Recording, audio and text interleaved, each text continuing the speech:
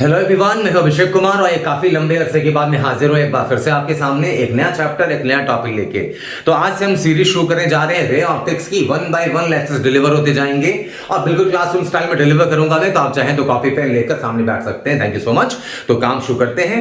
और आज ray optics, पहले मैं बात कर ले, बच्चों के मन में आती है बात कि रे ऑप्टिक्स, ज्योमेट्रिकल ऑप्टिक्स क्या है। तो मैं वर्बली दो एक बातें बताता हूं, ध्यान से सुनो, चाहो तो आप लिख भी लो।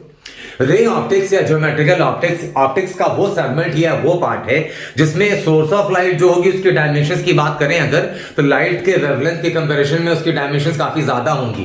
तो यहां लाइट की ज्योमेट्री काफी डोमिनेंट है। लाइट जो ज्योमेट्रिकल प्रॉपर्टीज कह सकते हैं वो ज्यादा डोमिनेंट है। उसी की बात शुरू करने जा रहे हैं अपन।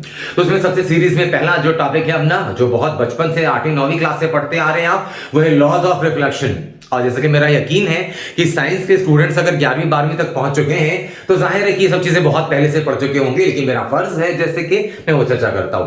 तो पहला लॉ, जैसे कि आप वाकिफ हैं कि लाइट कैसी भी सरफेस से रिफ्लेक्ट हो, रेगुलर सरफेस हो या इरेगुलर, थोड़ी चर्चा करूंगा मैं रेगुलर इरेगुलर क्या है। फिलहाल कैसी भी सरफेस से लाइट रिफ्लेक्ट हो, angle of incidence is always equal to angle of reflection.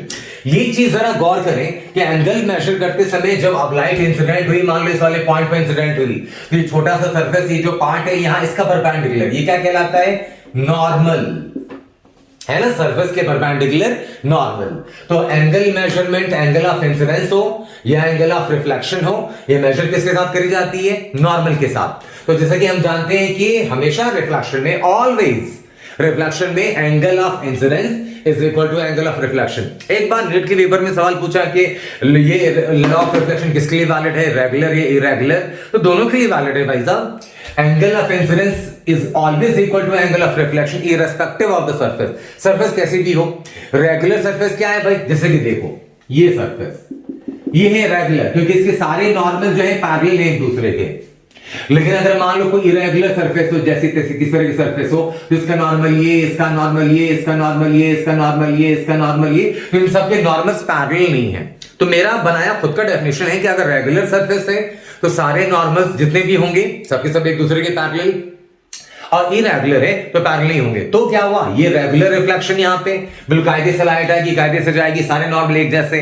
इसमें इधर उधर रैंडम डिफ्यूज होगी, तो ये यहां पे रिफ्लेक्शन कहलाएगा रेगुलर रिफ्लेक्शन और यहां कहलाएगा डिफ्यूज रिफ्लेक्शन। एनीवेज हम बात करेंगे इस बारे में। फिलहाल that's for sure, reflection regular हो, रेगुलर सरफेस से या इरेगुलर सरफेस से, angle of incidence will always be equal to angle of reflection, जिसमें आप माहिर भी हैं, आप पहले से भी जानते हैं। और दूसरा सेकंड लॉ, ये भी इंपॉर्टेंट है, सुन के लगता है कि ये आसान सी चीजें हैं, है भी, लेकिन यकीन मानो इसका मजा आएगा आपको। Incident ray, reflected ray, incident ray, ये रिफ्लेक्टेड रे और ये नॉर्मल, तीनों होंगी सेम प्लेन में। फॉर एग्जांपल ये मान लो कि इंसिडेंट रे है एक्स एक्सिस के लॉन्ग, नॉर्मल है और रिफ्लेक्टेड रे है वाई एक्सिस के लॉन्ग। ध्यान सुनना, इंसिडेंट रे एक्स के लॉन्ग, रिफ्लेक्टेड रे वाई के लॉन्ग। तो इंसिडेंट रे और रिफ्लेक्टेड रे मिलाकर के कौन सी प्लेन बनी? X Y plane. इसका मतलब नॉर्मल भी एक्स वाई प्लेन में ही होगा। तो इसका मतलब है कि इंसिडेंट रे, रिफ्लेक्टेड रे और नॉर्मल तीनों मिलाकर एक ही प्लेन में होंगी। तो ये दो बेसिक लॉज हैं और इन दो बेसिक लॉज पे 2-4 बेसिक छोटे से क्वेश्चंस बनते हैं जिनके बारे में आपको भी डिस्कशन करूंगा मैं। तो इस लेक्चर को आप 0th lecture on basis of reflection भी कह सकते हैं। जल्दी से वीडियो पॉज कर ले, फॉर्मेलिटी जरूर है लेकिन इसे नोट डाउन जरूर करें। मैं इसके छोटे छोटे न्यूमेरिकल्स आपको दिखाता हूं जिन्हें करने में आपको शायद मजा भी आए।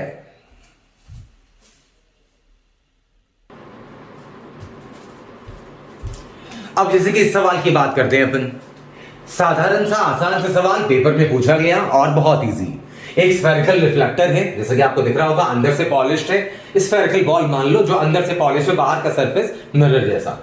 तो एक रे ऑफ लाइट है जो हॉरिजॉन्टली आ रही है, हॉरिजॉन्टली ये, और टकरा। सवाल क्या पूछ रहे हैं? Find coordinates of point P. इस पॉइंट पी की कोऑर्डिनेट्स कितनी होंगी ताकि रे ऑफ लाइट जो कि हॉरिजॉन्टल है टकराने के बाद वर्टिकल बन जाए। तो अगर आप इस प्रॉब्लम को अटेम्प्ट करना चाहते हैं तो वीडियो ये पॉज कर दें और सॉल्व करें। उसके बाद का सॉल्यूशन ये रहा।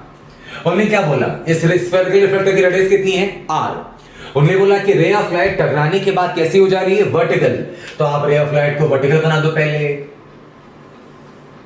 रे ऑफ लाइट ये थी इंसिडेंट और ये थी reflected. I for incident, R for reflected. ये हॉरिजॉन्टली आई, टकरा के रिफ्लेक्ट हो गई। तो हमने क्या पढ़ा? हमने छोटी सी चीज पढ़ी जो हम पहले से भी जानते थे कि एंगल ऑफ इंसिडेंस बराबर एंगल ऑफ रिफ्लेक्शन। तो ये है पॉइंट जहां पे ये इंसिडेंट हुई, तो एंगल ऑफ इंसिडेंस कैसे निकालेंगे? इस पे परपेंडिकुलर, तो परपेंडिकुलर कैसे लेंगे? ये नॉर्मल रहा परपेंडिकुलर आपका, ये हाँ एंगल थोड़ा बहुत कम ज्यादा हो देख लेना। स्फेरिकल सरफेसेस के लिए नॉर्मल लाइन कौन सी है? रेडियस वाली है ना, आपने मैथ्स में भी पढ़ा होगा। रेडियस वाली लाइन को क्या बोलते हैं अपन? नॉर्मल, क्योंकि छोटा सा जो सरफेस लोगी, सरफेस कैसी होगी इसकी? टेंजेंशियल सरफेस इसकी होगी टेंजेंशियल, तभी तो रेडियस वाली लाइन होगी नॉर्मल। रेडियस और टेंजेंट, नॉर्मल और सरफेस के बीच में कितने का एंगल होता है? 90। ये छोटा सा पॉइंट जहां पे इंसिडेंट हुई रे ऑफ लाइट, यहां पे अगर सरफेस बनाना चाहूं तो ये कैसी होगी? टेंजेंशियल, और इसके परपेंडिकुलर रेडियस है ना। तो हमें क्या याद रखना है? जो इंपॉर्टेंट बात है हमारे लिए वो क्या है कि फॉर स्फेरिकल सरफेसेस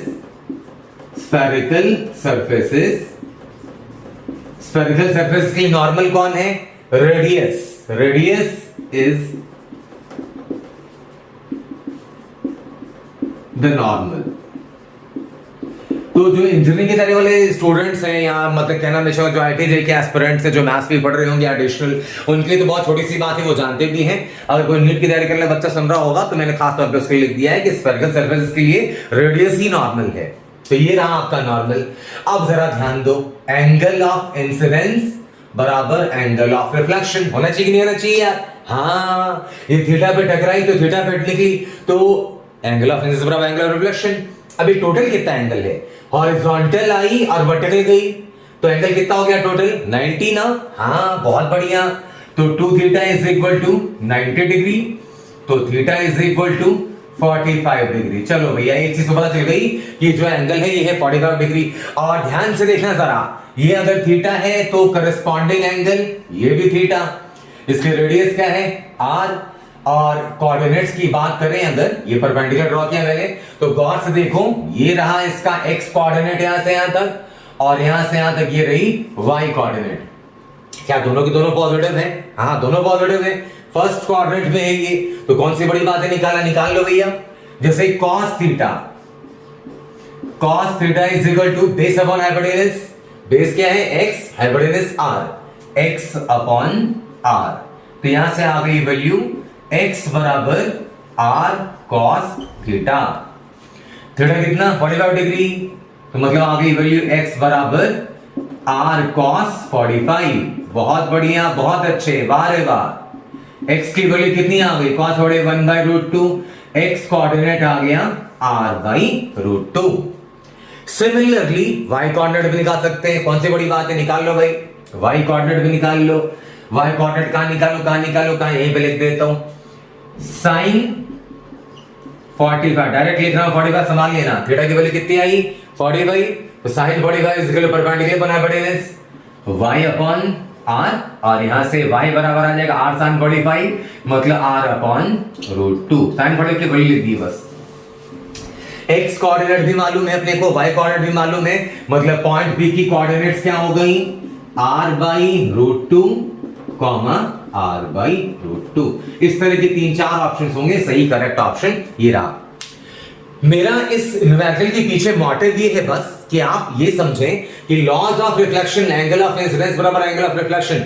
सुनने में बात बहुत छोटी सी नजर आती है, बहुत बार ग्रांटेड ले लेते हैं अपन, लेकिन इस पर भी अच्छे सवाल बनाए जा सकते हैं। तो ये वाला सवाल आसान था, तो जल्दी से आप स्क्रीन पॉज कर लें और ये सब चीजें नोट कर लें। हम मूव करते हैं अगले क्वेश्चन की तरफ।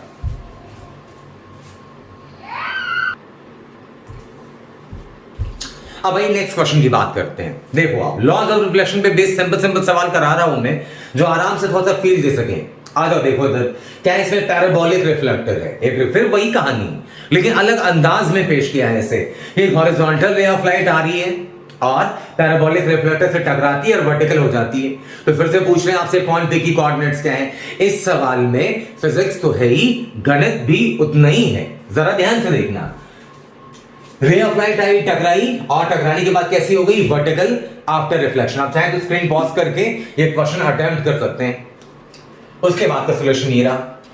हॉरिजॉन्टल या राइट आई, आने के बाद टकराई, टकराने के बाद हो गई वर्टिकल। बहुत बढ़िया, बहुत अच्छे, वाह रे वाह। ये आई टकराई, हॉरिजॉन्टल से हो गई वर्टिकल।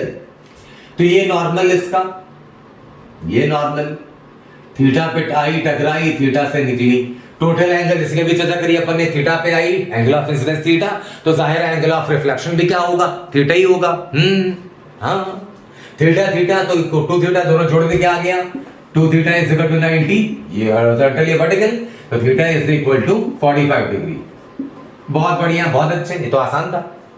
अब यहां से टेंजेंट अगर ड्रॉ करें, ध्यान से अगर देखो, अगर ध्यान से देखना, गणित का पार्ट आ रहा है और आई होप कि बेसिक मैथमेटिक्स तो आपको आती होगी। यहां से टेंजेंट ड्रॉ करेंगे पॉइंट पी पे, ये टेंजेंट है, टेंजेंट, बहुत अच्छे।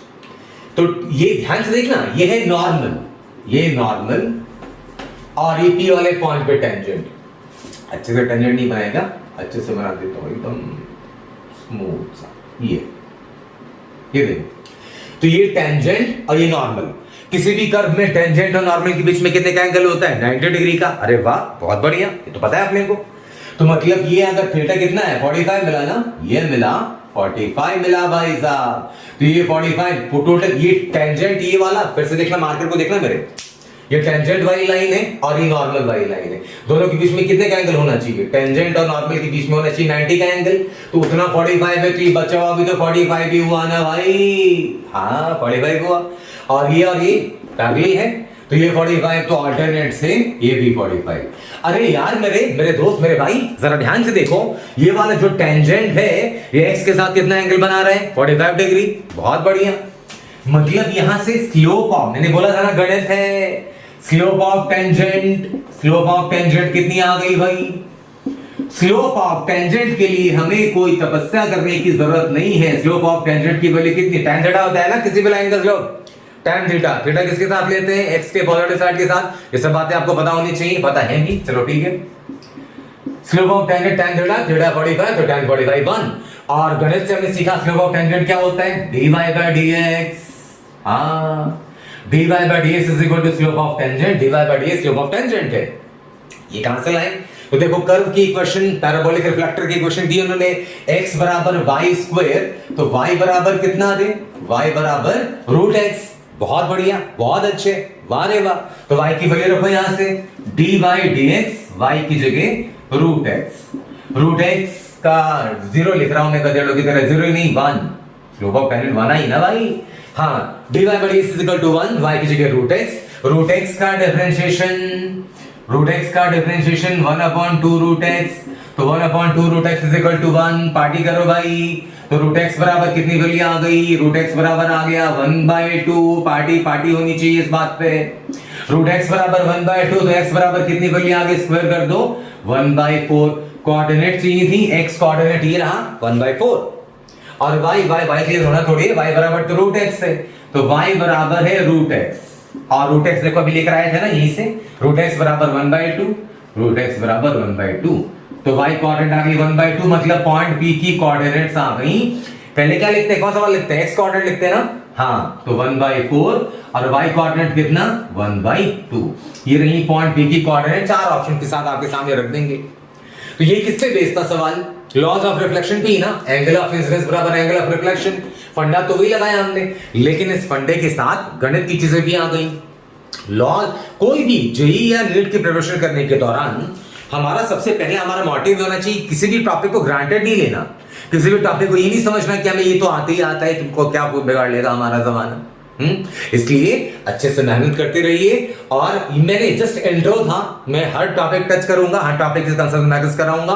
तो आज मैंने बस, मेरा मोटिव था कि आपको बता दूं क्या है लॉ ऑफ रिफ्लेक्शन, जो आप जानते थे और आपने एक बार न्यूमेरिकल भी इसका देखा।